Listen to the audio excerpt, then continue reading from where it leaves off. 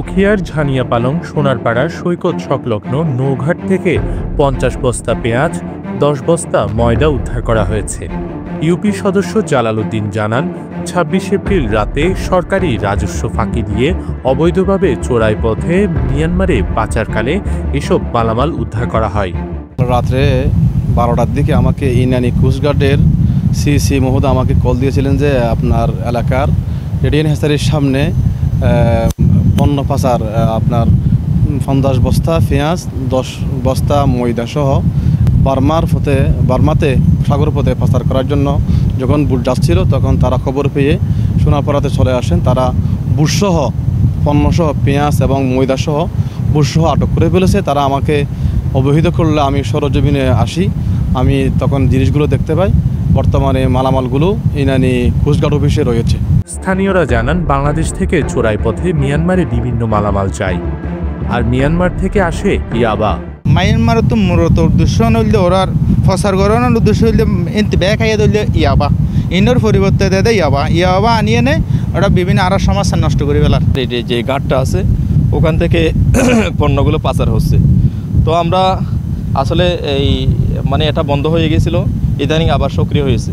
ওরা এই পণ্য পাচার এবং মানব পাচারের সাথে সবাই জড়িত। আইনের আওতায় এনে সর্বোচ্চ শাস্তি দাবি করতেছি, কারণ যদি তাদের শাস্তি না হয় তাহলে ওরা আরও বেশি সক্রিয় হয়ে আমাদের এই সম্পদগুলো ওরা বাইরে পাচার করে দেবে। তার হতৈল জিনিস বাংলাদেশের সম্পদ বাইরে পাচার করে আর উনোর বিচার চাই, আর মানুষ উনোর আর শাস্তি চাই। জি, আমি কিন্তু এখানে দাঁড়িয়েছিলাম ওই অবস্থায় যখন কোস্টগার্ডের লোকেরা এগুলো মালামালগুলো জব্দ করছে, যখন এরা নিয়ে আসতেছে তখন আমি এখানে দাঁড়িয়েছিলাম। এখানে আমি দেখলাম পেঁয়াজ ছিল অনেক বস্তা, কত বস্তা আমি সঠিক জানি না আসলে, এবং সাথে ময়দার বস্তা ছিল। এই মালগুলো কোস্টগার্ডের অনেকগুলো সদস্য মিলে গিয়া সরাসরি জব্দ করে লেভার দিয়ে কিন্তু গাড়িতে ওঠাচ্ছে। আমি সেটা সরাসরি দেখলাম। যারা দেশের সম্পদ বাইরে পাচার করতেছে এটা দেশদ্রোহিতার শামিল।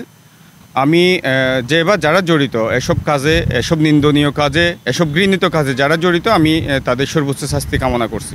ঝানিয়াপালং ইউনিয়ন পরিষদের ভারপ্রাপ্ত ইউপি চেয়ারম্যান আবুল কালাম জানান, এভাবে অবৈধভাবে পাচার হলে রাজস্ব হারাবে সরকার। তাদের বিরুদ্ধে ব্যবস্থা নেওয়ার দাবি জানান তিনি।